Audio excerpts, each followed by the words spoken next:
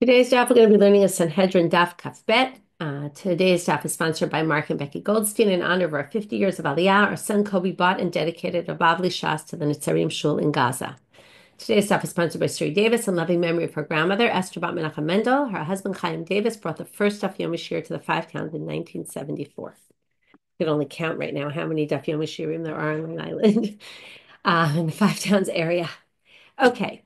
We will just start with, I'll remind you that if you haven't yet listened to Gila Fine's Shiur on Haggadah and you want to take the class, you can still make up the first class. The next class will be a lot of Chavrucha learning. You're all invited. And thank you to all those who have participated in our campaign for Circle of Friends. If you still haven't, it's not too late. You can still join. We're waiting for, final donations to come in, and then we will publish the new list in the next week or so. Okay. We're going to get started with the bottom of Kaf Aleph Amud Bet. So what we learned in the Mishnah, we were talking about the Sefer Torah, and then according to the Mishnah, the Kohen writes one Sefer Torah. Then we saw that there was this opinion that the Kohen writes two Sefer Torah. He needs one that goes around with him everywhere that's written really small, and we had a bit of a question how that really worked, but that's one. And the other one would be in his, like with the crown jewels kind of thing, would be put away, special Sefer Torah for the king that stayed kind of in a closet, tucked away with the treasures of the king. But our Mishnah really only said there was one. And the way they got to two was because it said Mishneh Torah. By the way, the Mishneh Torah, the Rambam, is obviously based on that. And the question is really, how do we translate Mishneh? Mishneh could be Sheni, second, and that's the second Torah, the two Torahs that the king is supposed to have. And by the way, the Rambam talks in Mishneh Torah in his introduction that his book is supposed to be a book secondary to the Torah. Like you're supposed to have, if you're stuck in a deserted island and you have two books, all you need is a Torah and the Rambam. Okay, forget Gemara. Okay, for all of, but we think Gemara is important. You should learn Daf Yomi. Rambam says you can live with the Mishneh Torah, and right, he was very practical. Like you need to know what to do. So that's the Mishneh Torah. Now we're going to talk about Mishneh Torah as a different interpretation, and we're going to get to it soon, but it's going to come from where we started at the end of yesterday's daf. That the Ktav, the way the Torah was written, the font, really, if you call it the script, changed over time. And Mishneh Torah is telling you the Torah is going to change. Okay, now we use the Torah changing in all different meanings, but what they meant was the script of the Torah is going to change what it was written in. Okay, and that's what we saw today. And we're going to actually end up with three different opinions about the script the Torah was written in. The first is Rabbi Yossi, who basically, is Marzutra and Marukva, who said that originally it was given in Ketav Ivri and Lashon HaKodesh, which is ancient Hebrew script, which is not the way our Torahs look. And then later in the time of Ezra, and then we have a whole thing about Ezra, that he was like Moshe and he could have gotten the Torah. What did he get instead? Because Moshe got the Torah, but he got that they got a new language in which the Torah was written, or right, not exactly new language, but new script. And it was then translated, apparently, again, it's not so clear what it means. They were given the Torah in Aramaic, but it was translated into a language everyone could understand. Where do we get all this from? Okay, and that's why they say I'll read the last line of Kafal Famabet. Even though it wasn't given in his day, it was changed in his day. Now, besides Mishneh Torah, which we haven't even seen that's how they translate it, but where does all this come from? And we're going to read some different psukim. We're going to start in Ezra, which is later than Daniel, but then we're going to go back to Sefer Daniel. And then we're going to explain a bunch of these psukim and then connect it with our pasuk. So Shenemar, here we're going to have all these proofs. V'ktav hanishtavan. Now this is a pasuk in Ezra, and it's talking about the way in which it was written. The ktav was changed. That's nishtavan. That changed. Katuv Aramit u'miturgam Aramit. That's where this comes from. That it was written in Aramaic and it was translated into Aramaic. Okay, and the way they understand Aramaic is the Ashurit. Uchtiv. Lo. Now we're in Daniel. In Daniel, there's Belshazzar, who's this king. He's in his palace, and all of a sudden he sees somebody writing on his wall, okay? And he doesn't understand what it says, and that's this pasuk. Lo kalin ketava lemikre. No one could figure out how to read this, what was written on the wall. Upisre lahoda alamalka. And they couldn't understand how to explain it. Okay, even if, let's say, they could read it, they number one couldn't read it, and then they couldn't explain it. And then in the end, we're going to see this later, Daniel comes, and he's the one kind of like Yosef, right? Another comparison to the Yosef story. He basically comes and explains what this is all about, which we're going to see later. וכתיב וכתב את משנה התורה הזאת. כתב הראוי להשתנות. So now they explain Mishneh Torah, as I told you already, which is a ktav. It was written in a way that could possibly change. And it does change. And when does it change? Well, what is this? The question is, what is this language that was on the wall that no one could read? So basically what they're saying is Daniel, who preceded Ezra, in the time of Daniel, this new language was written on the wall. Nobody knew it except Daniel figured out how to read it. And then that was the language, that was the script that eventually Ezra teaches the people. That's the new script. So now Tanya, okay, now we're going to, one more last line. Lama nikra Ashurit. So why is it called Ashurit? Sounds like Assyrian. Sha'alai mahem Ashur, because it came to them from when they came out of Assyria. Okay, came to the Jews from Assyria. Okay, there's a whole commentary say it didn't really come from Assyria, like they don't like that it was that our language, our script is an Assyrian script, different explanations, but we're going to put that aside.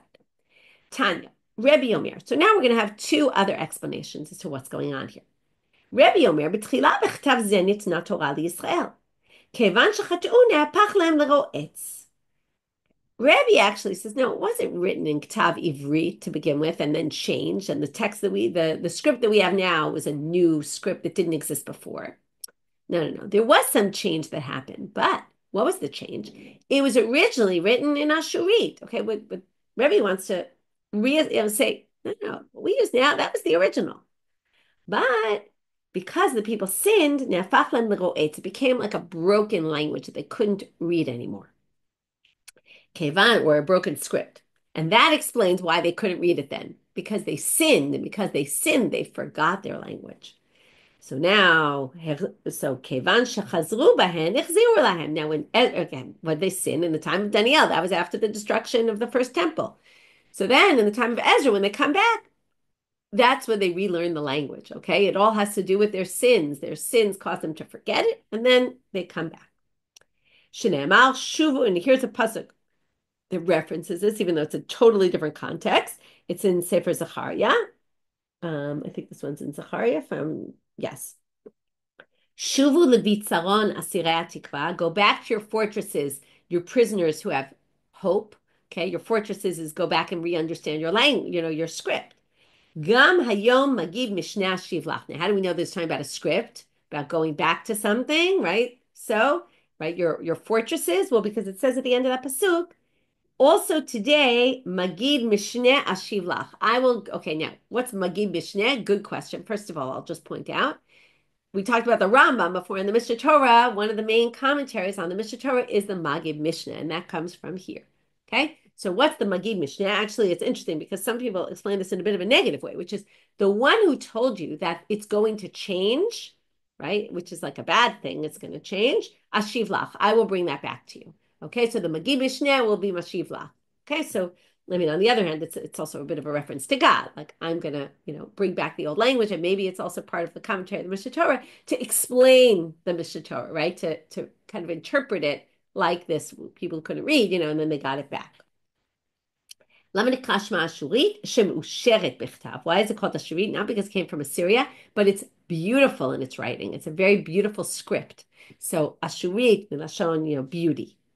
Rabbi Shimon ben Elazar Omer Mishum Rabbi Elazar ben Parta Shamar Mishum Rabbi Elazar HaModai. So now we have a third interpretation brought in the name of Rabbi Elazar HaModai. So let's just review.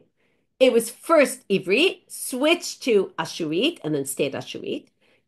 Second opinion, it was first Ashurit, then they lost their language, and then it became Ashurit again. It doesn't say what it was in the in-between. Or maybe they just couldn't read it in between. K'tav zeh lo nishtana kol ikal. This one says it never changed. They always knew the language. Okay, now we're going to have to explain the psukim that we need to explain before. First of all, Mishneh Torah, we're obviously going to explain the way the first reading had it, which has nothing to do with a ktav that changes. The other thing is, what about this script that was on the wall that only Daniel knew? So we'll get back to that. Where does he get that the language never changed? A very interesting verse taken out of context. Shenemal vaveh amudim. Okay, these are the hooks that are on the poles in the Mishkan, in the tabernacle. Ma amudim lo nishtanu, just like the amudim, those are poles, they don't change at all. Af vavim lo nishtanu. Now a vav is a hook, but vav is also the letter vav. The vavs never changed, and this is a reference that the vavs never changed. They always look the same, meaning there was never any other script. Va'omel, and another pasuk that proves this in Megillat Esther, Ela Yudim kichtavam v'chilshonam. So what does it mean kichtavam v'chilshonam? Well, their language is just like their script.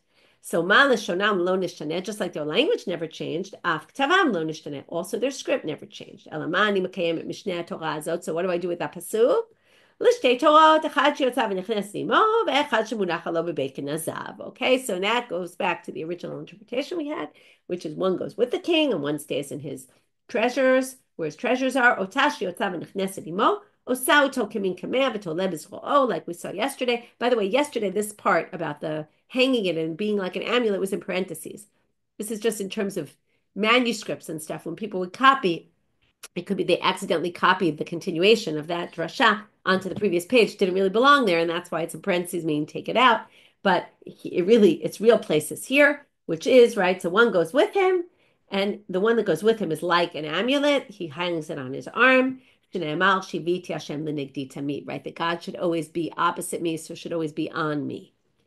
V'idach. So now if you don't hold that that's what Mishneh Torah means, and that then you think that the king didn't have an amulet size Torah walking around with him, then what do you do with this pasuk? Hi shiviti, my darishbe. What are you going to do with that pasuk? Shiviti Hashem l'negdi tamid. Now you'll tell me, and many of you might know this already, which is, you ever go into a shul, many shuls have it on the wall. Why do they have it on the wall? For this reason. Hahume baile l'chedil Rav Chana bar Bizna, the Amar Rav Chana bar Bizna, Amar Rabbi Shimon Chasida, hamit palel shir atzmo ki ilu shchina kenegdo, shene'amar shiviti Hashem l'negdi tamid. When you daven, you're supposed to feel as if the presence of God is right upon you, right opposite you. And that comes from the pasuk, Shiviti Hashem l'negdi tamid, right? I will call out to God and he is always before me. You should imagine that while you're calling out to God, God is before you. In some shuls, by the way, they have, if you ever see it, it's Shin Yud Lamed Taf, which is the Rashi Tevot for this. I believe I was in a shul, I think the shul in Prague has it on the wall. Someone could correct me if I'm wrong, but I seem to remember that. Okay. Rabbi Shimon Da'amal, Ktav Ze Lo Nishtane. Now we have to do the ping pong back and forth. So number one, Shiviti Hashem l'negdi tamid, which we understood the king takes the Torah with him. So what does the other one do with it? Okay, that we understood. Goes to the davening. But Rabbi Shimon, who said Ktav Ze Lo Nishtana, what does he do with these psukim that we saw before? Lo Kal Ktav L'Mikra in Daniel, they couldn't read the text. Amara b'gematria ichtov lahon. It was written in code. Okay, gematria usually means counting the value of the letters. That's not what they mean here. They mean it was written in code. Okay, the first code written in the Torah, yitat adech pugachmat. That's what was written, and only Daniel knew how to crack the code. Now, what's the code? This is a famous code called atbash. Every aleph you switch with taf, every bet you switch with shin, and so on and so forth. First letter of the alphabet is like the lat. First is the last, and last is the first, and and then we go in all the letters till you get to the middle. So it said yitat adach gachmat, my parishle, and now this is going to be a very good explanation. Is to number one, Daniel first had to read it. Once he read it, though, he needed to understand what it means. So he read it means he cracked the code and he figured out it was atbash, and what it really meant to read was minei tekalu parsin. Doesn't really mean anything either, but it is already words, whereas the first one wasn't even words. Yatat, etc. was not real words. Now he got it to real words, but now he needs the pesher, which is what is the meaning of this.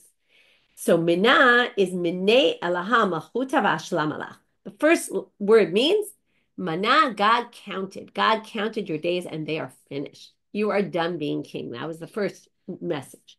Tikal is from shakal, which is to weigh. Tikilta b'moznaya, I weighed you on the scale, right? This is like Rosh Hashanah, the scales.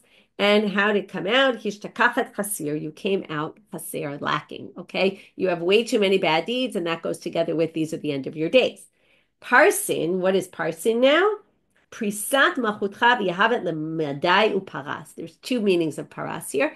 Lifros is to break. Okay, I'm going to take away your malchut from you, your kingdom, and it's going to be given to Madai and Paras. So there's the second parsin. So that was what the nevuah meant, and that's what Daniel translated as. Now we're going to have a few other interpretations, not really differing in any way, but what was the code? Okay, so until now we thought the code was atbash. Now we're going to say it actually said mana mana takalu parsin, but it said it in a weird formation. Okay, like a word. This is like a word scramble. Mamtus nin cafe alran. Now, if you write those letters in 3 rows, okay, you put mamtus at the top, ninakfe at the bottom, alran at the very bottom, and you read it from top to bottom. You get mem nun aleph, takal, and then upar sin. You have to go 2 rows because it's 6 letters, but you would get exactly that. Okay, so that it was written kind of in the weird formation that it was hard to read, but he was able to scramble it. Rabbi Yochanan Amal, anam lekat nisrefu, which is the same 4 words but written backwards, right? Aleph nun mem instead of mem nun aleph, so it was just written in reverse. And Rav Ashi Amar neme katal porsin. What's this one? If you haven't figured it out, you just switch the first 2 letters. The third letter or the third, fourth, fifth, whatever stays the same, but the first 2 letters were flipped, and that was the code. Okay. New Mishnah. What's the significance of having various opinions as to what the code was? I don't know. New Mishnah. Ein rochvin al suso ve'ein yoshvim al kiso. All sorts of things you can't do for the king. You can't ride on his horse. By the way, flashback this week is all about horses, and it's very interesting to me to read because you usually think it says in the Torah why you can't have horses because they'll bring you back to Egypt, and as if that's the only issue.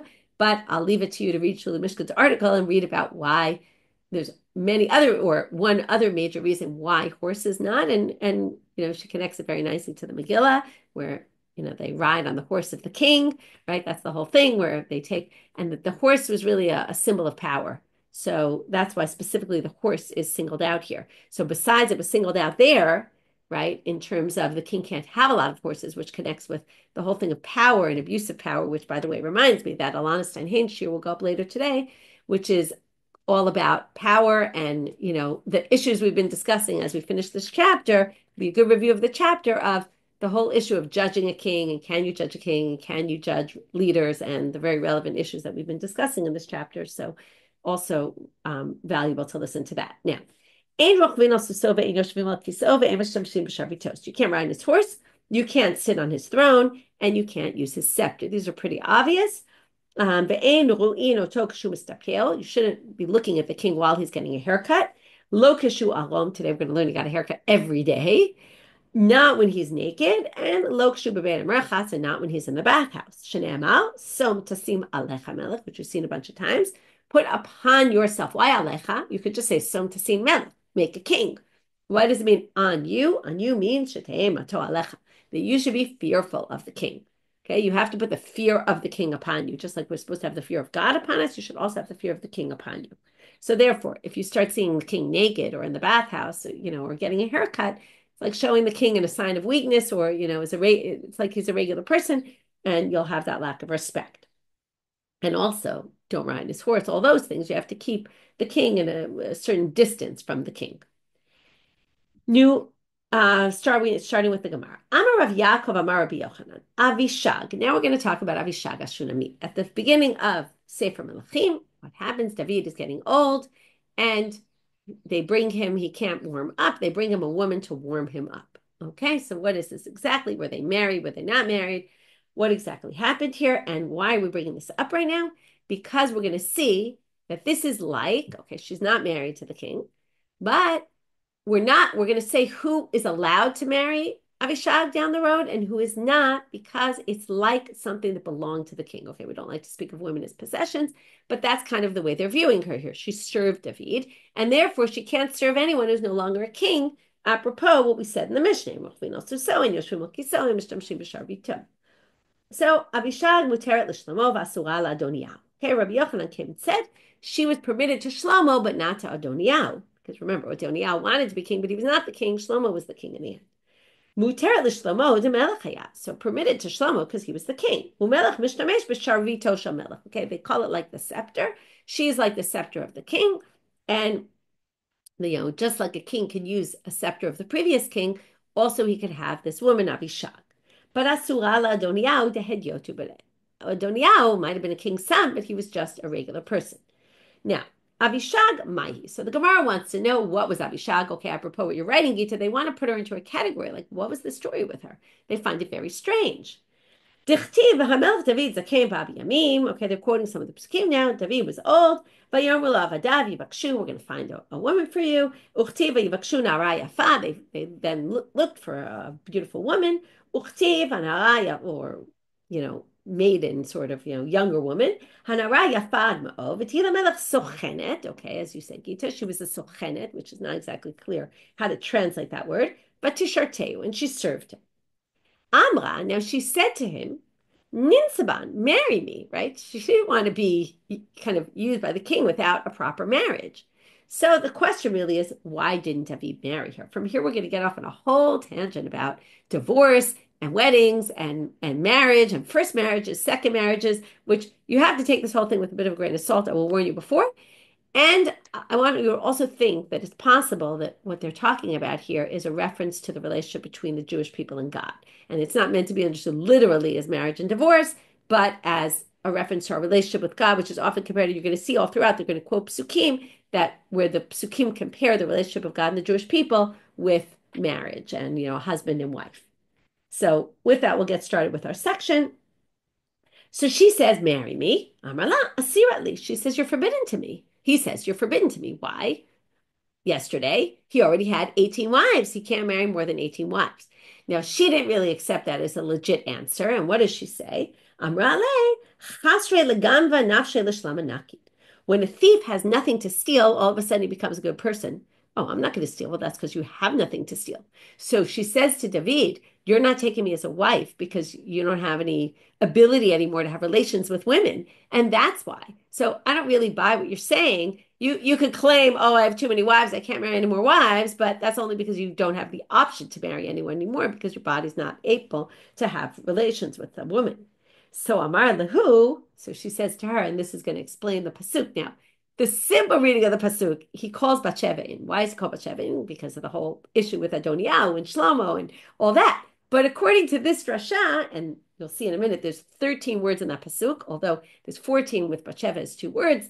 And the Grub says based on this, it's clear that when you write the word Bathsheba, it's written as 1 word for all those Bathshebas out there, because that makes the pasuk have 13 words, and that will explain this drasha, which is fascinating to think we learn a halachic thing from that.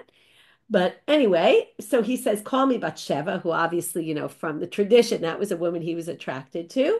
And she comes to the room. Okay, there's obviously a reference here, sexual reference, and she comes into his room. Amar Rav Yehuda Amar Rav. So Rav Yehuda said in the name of Rav,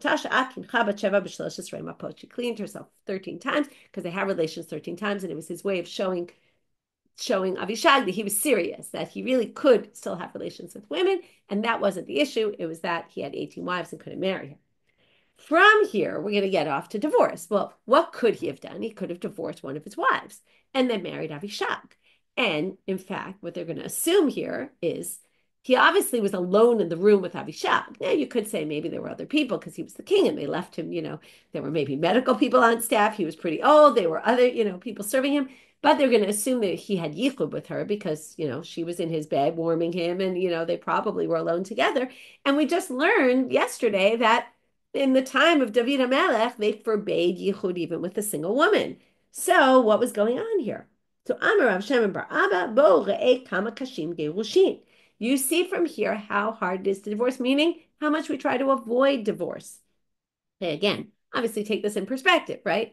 There's obvious cases where divorce is good, but what they're saying is we prefer to avoid divorce if we could. They permitted him to be alone with her in the room when it would have been better had he married her. And in order to marry her, he would have to divorce one of his wives. And you see here, they don't want divorce to happen. Now, of course, it wasn't that he was having struggles with his wife and they weren't getting along, and maybe there was reason for divorce, right? But it was saying, right, certainly to divorce for no good reason, okay? Or not a good enough reason, right, in terms of the relationship between him and the wife. Okay. Amar Rabbi Eliezer, we're now going to make this comparison to first marriages and second marriages. And again, the reason it seems they're doing this, or the sources they're going to use to prove this, are sources that talk about the relationship between God and the Jewish people as a first marriage, right? It's this beautiful marriage that then gets broken up. There's all sources that talk about, when the Horban happened, right? It was like a divorce almost. And obviously not a full divorce. We always are with God, but it's like this idea of breaking this first marriage. So they're going to glorify first marriages, which again, many people, first marriages are like this. For some people, not always. So if you divorce your first wife, even the mizbeach cries for you.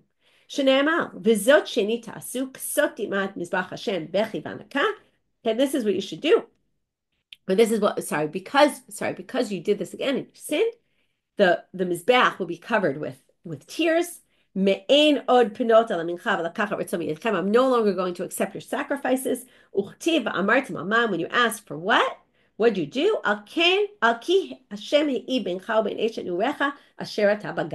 Because God testified about, here's the reference to the Jewish people, right? That God and his Eshet Nurim, right? They rebelled against God.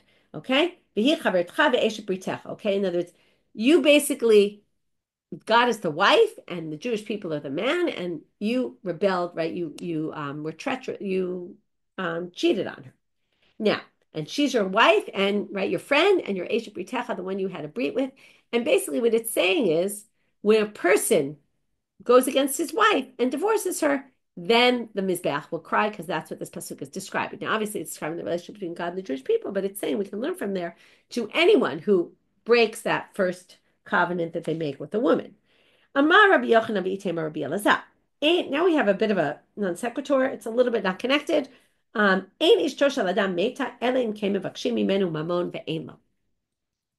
a man, most of the commentaries say it's talking about a man who steals and then doesn't return the money, his wife will die on account of his sins. This is a hard thing to swallow. What I'm going to die because my husband didn't give back his money. But we get it from a pasuk. If you can't pay, why?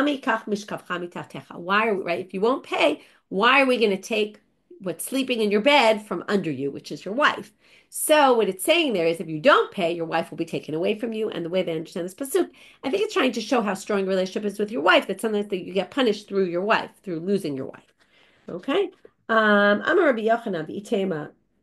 Sorry, no, I skipped that. Amar Rabbi Yochanan. Sorry. Kol adam shemeta ishto rishona. So again, we're talking about how strong the first relationship is. First, we talked about better not to divorce. Now we're going to talk about if she dies, okay, it's as if the temple was destroyed for that person. It's as if the temple was destroyed in his lifetime. I want to point out one thing also here that we're familiar with in the Gemara, which is almost entirely, although we will see one place we're not, this sugya is talking to men and not to women, right? They're wording it all in the loss of the husband's wife. Okay, it's all talking to the man, which again makes sense because they were men. They were writing it. They were writing it for each other. Okay, they weren't writing it for the women, although they do talk to the women in some. Like you'll see, there's a pasuk later that they're going to use to prove both directions. Okay, but most of the sugya is aimed at the husband. It doesn't mean it's not relevant also in the reverse. Right? You can read it and think of it in the other direction if you're a woman reading this. But it's just common that they wrote their sugyot talking to men, which makes sense in the, in the historical context. I'd like to believe that it would be written somewhat differently nowadays when, we're more conscious of relating to both sides. Okay, so now, if your wife dies, your first wife, it's as if the temple is destroyed. How do we get this? Shnei if you might remember this famous story where Yechezkel prophesizes about the destruction. And to do that, God tells him, I'm going to take your wife away. She's going to die and you're not going to be able to mourn for her. And it's a sign of the destruction, the impending destruction. So Ben Adam, that's what he calls Yechezkel. And I'm going to take what you most love, your wife, in a magefa, I'm in trouble with my words today, but in a plague, lo tispo v'lo tivke v'lo tavod matecha. Okay, you will not be able to mourn for her. You won't cry for her. Uchtiv adaber al am baboker v'tamid yeshiva erev. And then he says, I spoke to the people, and then my wife died that evening. Uchtiv hineni mechalel mikdashi ga'onuschem machmadi nechem. And then God says, and I'm going to destroy now your temple, which is the machmadi nechem, like the wife. So therefore, losing your wife is like losing the temple. Amar Rabbi Alexandri, kol adam shemete ishto b'yamav olam chashach ba'ado. Okay, anyone whose wife dies in his time, the world darkens for him. Ne'amar or choshech bo'alo v'niro alav yidach. These are psukim from Eov, which makes a lot of sense. That's what happened to Eov, right? So the world will turn dark in his tent, and his niro, his candle will flicker. Rabbi Yossi Bar Chanina Amar Psiotav Mitkatzrod. He starts walking much slower. His steps get measured, shorter. Shneimar Yitzrut Saadei Ono. Okay, that's the next pasuk, which is, or maybe that's the next. Yeah, it's the next pasuk. Yitzru milashon tsar, narrow. His Saadei is his pace. His pace will narrow. Ono is onain, like when you're mourning. Rabbi Yavau Amar Atzato Nofelet. That's the end of that pasuk. Shneimar Vatashlicheu Atzato. Okay, his advice will fall, like his wisdom. Va'amar Rabbi Baruch Hana Amar Rabbi Yochanan Kashe. Okay, so let's start right. Let's finish that section. So that's basically saying how strong a first relationship is, that you should avoid divorce if possible. And when one spouse, right, well, particularly if they're talking about when the wife dies, it's very, very difficult for the husband to function. Now, and very sad. Amar Rabbi Baruch Hana Amar Rabbi Yochanan. Now we get to a very famous line: Kasher lizavgam ki kriyat yam suf. When God does matchmaking, it's very hard for God to do this, like the splitting of the Red Sea. The splitting of the Red Sea, you had to like change the course of nature, right? Also, there were people dying, people who lived, you had to make sure to draw the right partition. You had to make the water split. That's like against nature, right? And now we're saying that putting people together is sometimes as complicated as that. Okay, many of us have experienced this, whether ourselves or other people, it's very complicated. So he says, how do we know this? Shneimar Elohim Moshiv Yichidim Baita, which they understand. He takes people who are individuals and puts them in a house together. Motzi Asirim Bekosharot. And okay, now we're going to say, okay, so don't read it. Al Tikre Motzi Asirim. It doesn't mean God took out prisoners. Bekosharot, which means at a good time, which really they say is a reference to Kriyat Yam Suf, which is God took us out of the Red Sea at a beautiful time of year, right? And it was a good time of year to get out of Egypt, a beautiful weather. But don't read it like that. Al Tikri Motzi Asirim Ela Kimotzi Asirim. When you put people in the house, it's like taking prisoners out. Okay, unfortunately, we know how complicated it is to get hostages out. Al Tikre Bakosharot Ela Bichi V'Shira. Crying and singing. When is crying and singing? Crying and singing happened at Kriyat Yam Suf, right? Where there was the crying of the people who died and there was the singing of the people who lived. Ini. So now they're going to say, right? So this is a reference to, it's like, right? It's like getting out of, like the Kriyat Yam Suf. Ini. But wait a minute. V'hamar Rav Yehuda Amar Rav. So Rabbi Yochanan said this, but Rav said something opposite. Now, usually we don't always try to reconcile everything this Amar said and that Amar said, but in this case, they're going to come up with an answer. Rabbi Yehuda says in the name of Rav, Arba'im Yom Kodem Yitzirat Havla Bat Kol Yotzeit V'Omra Bat Ploni LePloni. Before the fetus is even created, 40 days before, God says this one will marry this one, and it's all organized and easy, and well, Lo Kashya Ha B'Zivug Rishon Ha B'Zivug Sheni. Now we know why this is in our sugya. The first relationship is very easy to put together. It's the second one that's much more complicated. Okay, true or not true? It's a possible answer. It's not the only answer.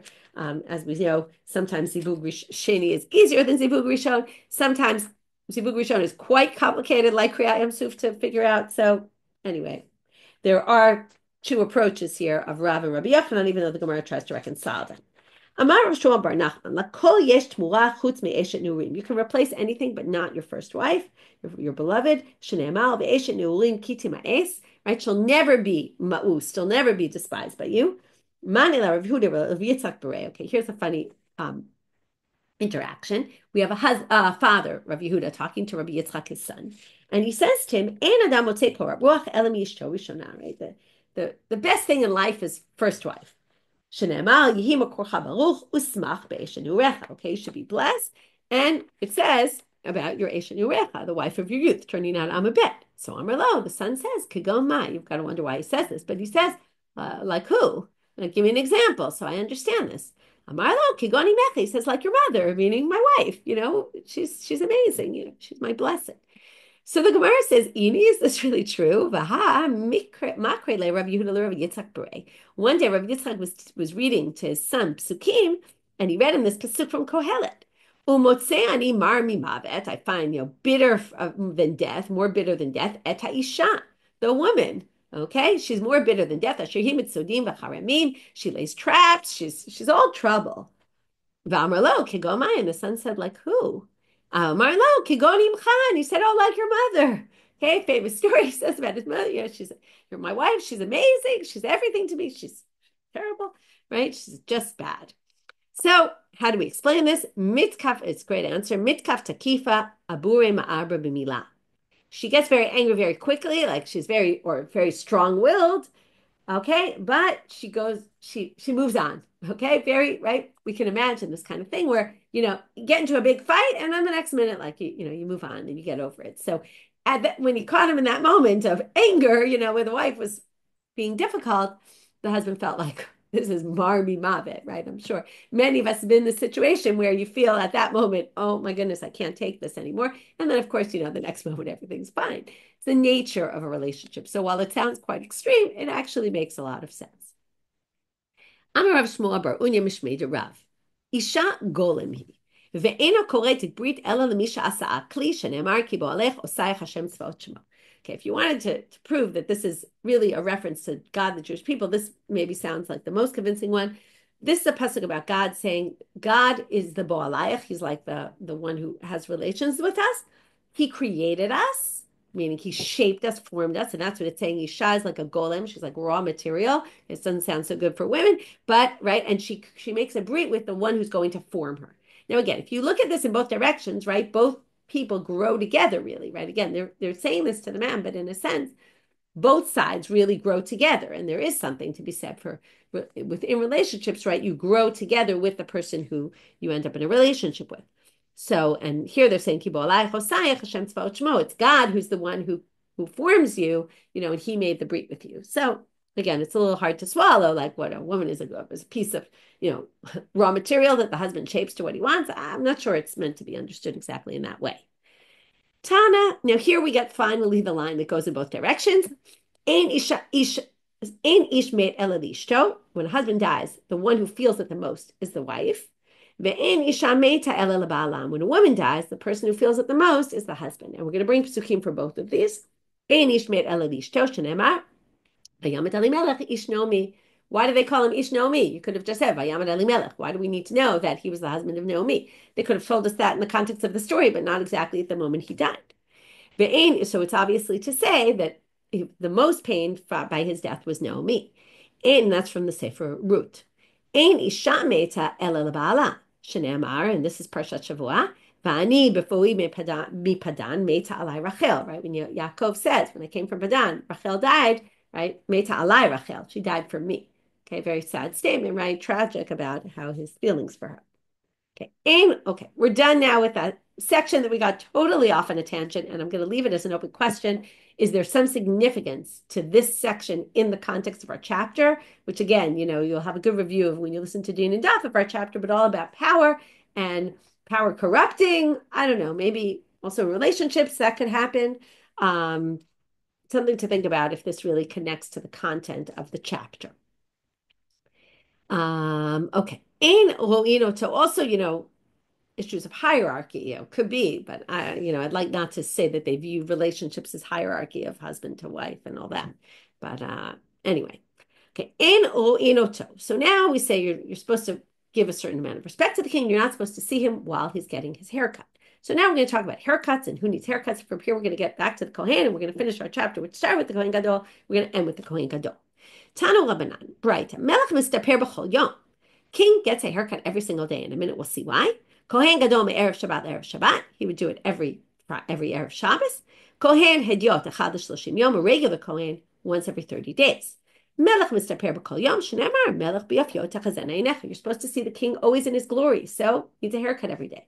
Okay, my hair might not look great the day I get a haircut, but I guess his did apparently.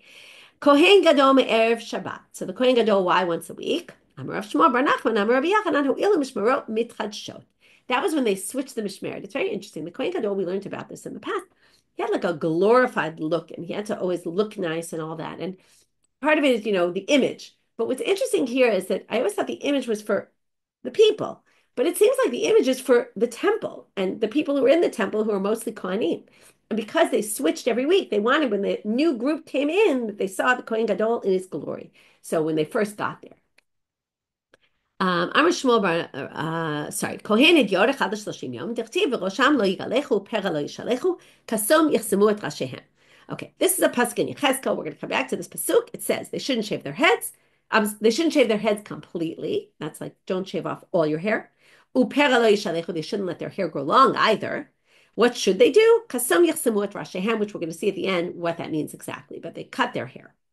The yalef para min nazir. Now the real issue is they can't let their hair grow long. So what is letting your hair grow long? Well, they learn it from the nazir. It says by the Kohen, don't let your hair grow long.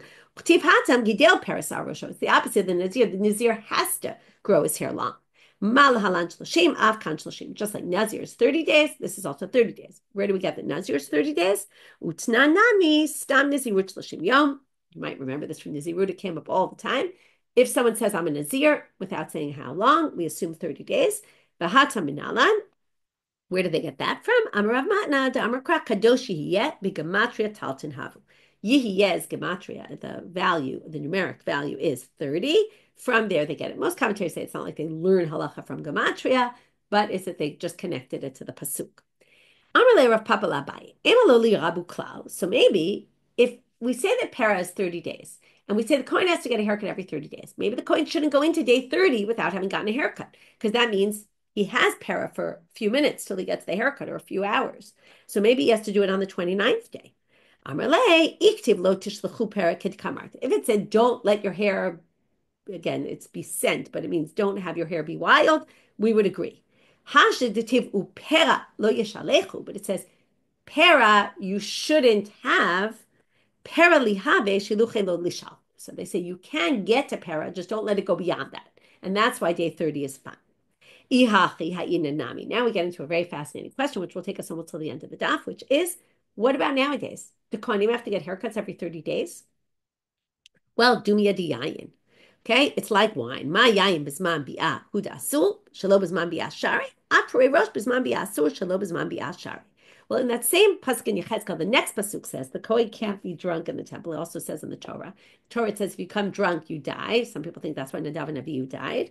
But it says in that pasuk in Yechezkel, which is right after the one about the hair not growing it long, it says you can't. It says v'yayin lo yishtu kol kohen bibo'am elechatzer pnimit, when they go into the inner sanctuary. So just like it's only when you go into the inner sanctuary, right? And only when you can go into the inner sanctuary when there is a temple. So likewise, so that's when it's forbidden to drink wine. That's why also the haircuts are only then. But the Gemara says, wait a minute, is that really true? And get ready. Anyone who's Kohanim, okay, male Kohanim, beware. Tanya, doesn't it say in a Braita, right? If you like to drink and you're a Kohen, you might not like this. Rabbi Omerani, Kohanim asurim l'shtayayin la'olam. Rabbi says, look, theoretically, Kohanim should have to be forbidden to drink wine forever. And what's the reason? Because maybe the Beit HaMikdash will be built immediately, and you'll have to go to work, and you'll be drunk, and you won't be able to work in the temple. Now, if you know which mishmeret you were part of, and you know it's not your week, okay, but nobody knows that anymore, so everyone has to be ready at all times. But because you messed up, that kind of fixed things for you. Now you can drink wine because there's no temple anymore, and you don't have to worry about that. And Abaye said, on what basis do Kohanim drink wine nowadays? Based on Rabbi. Well, from that statement, what can you infer? Michlal de Rabbanan Asri. Here comes the big one. Apparently, the Rabbanim must have forbidden it because they said, Abaye said, they hold like Rabbi. But now we don't hold this way. But the rabbis actually disagreed and thought Kohanim can't. So they're asking as a question on, well, then maybe they should have to cut their hair according to Rabbanan. So they say no. Because so first of all, sorry, we're still in the question.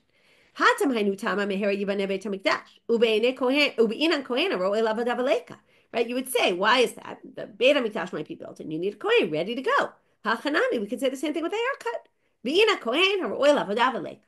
a Kohen ready to go with the haircut. So we're going to have two answers.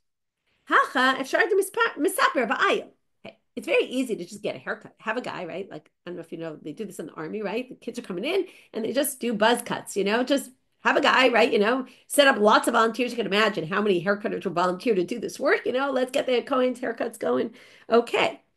Hatam, Nami, but you can't do that if you're drunk. So what do you mean? Of course you can.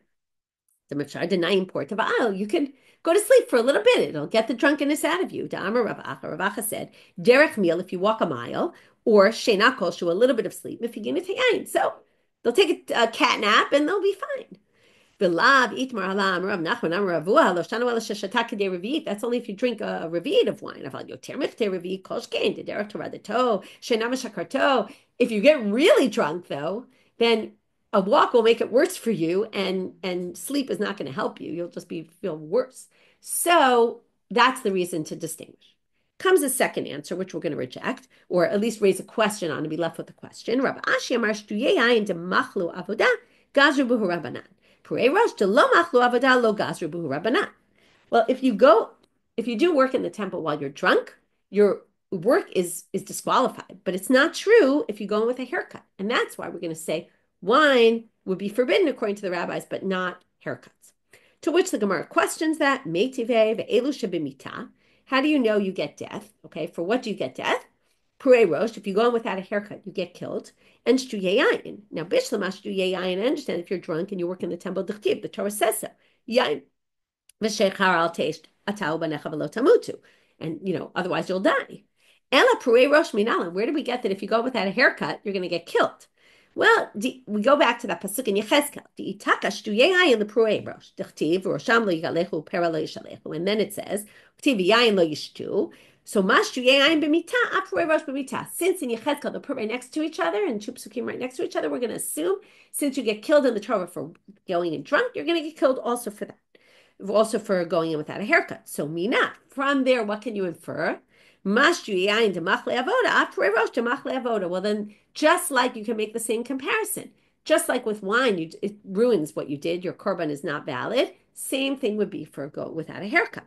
And that raises a difficulty with Rav Ashi. And with that, we finish that section. Now they ask, though,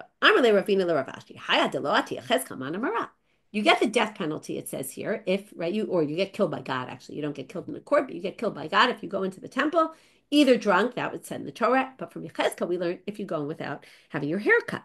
So, remember, more than 30-day growth.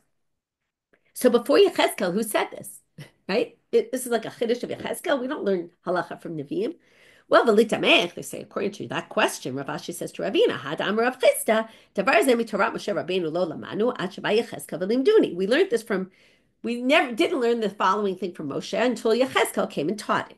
Kol ben nechar arel lev, arel basar le'yavo mikdashila shartini. If you have a kohen who's uncircumcised, you can't go to the temple. Ad delo ba Yechezkel manamara.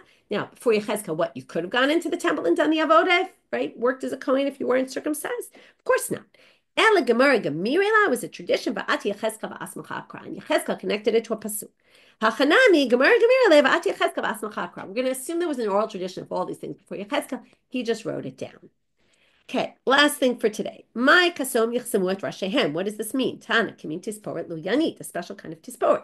My tisporet lu yanit. The Gemara doesn't understand it as neither do we. Am Rav Yudah Mashmuel tisporet yichidah. Very unique haircut. Hey Chidami, what did it look like? Amar Ravashi, Roshel Shel Zeh B'Tzadi Karosh Shel Zeh. Okay, it means, there's a picture in the Koran. Again, not exactly sure what it means, but they think it means something like, or some people say, every hair went to the next one, to the next follicle. And there were like these nice, neat rows in the head. Chalu at Rebbe, is it Tisporet Shel Kohen Gadol? What's the unique Tisporet of Kohen Gadol? Amar Lahem, Tzu'u Re'umi Tisporet Shel Ben Alasah. Ben Alasah was his son-in-law. Go look, he knows how to do that haircut, okay? You can ask him, he'll tell you. And there's a funny line that we end our chapter with. Tanya Rebbe Yomer, Lo Chinam Pizer Ben Alasah et Motav. He didn't waste, right, throw away his money for no good reason. Ela Kadei Laharopo Tisporet Shel Kohen Gadol. The whole reason he became a hairdresser and, spent all this money on training to be a hairdresser was just so he could tell us what the Tisporet of the Kohen Gadol looked like. And with that, funny enough, Hadran alach Kohen Gadol. We go back, right? Let's review back to Kohen Gadol. We end with the Kohen Gadol. Okay, it's pretty late, so I'm not going to really do a big review, but number one, we talked about the Mishnah Torah and the two different interpretations and whether the Ktav really changed or not. We have three different opinions about the Ktav. Then we talked about the Kohen and not the Melech and not riding on his horse and all those things. From there, we got to Avishag. From there, we got to all those statements about marriage and the uniqueness of a first marriage. And from there, we got to the haircuts and the different minhagim about the haircuts of the different laws about haircuts of Kohanim, of Kohen Gadol, and of the Melech. And from there, we got to is it really permitted for Kohanim to drink wine today and ever get drunk? Do they have to worry about the Ben Mikdash? So even though the rabbis say you actually can't, apparently it's okay. Ending with that, wishing everyone a great day, and we have B'sorot Tovot and Hatarat Asurim as we talked about today.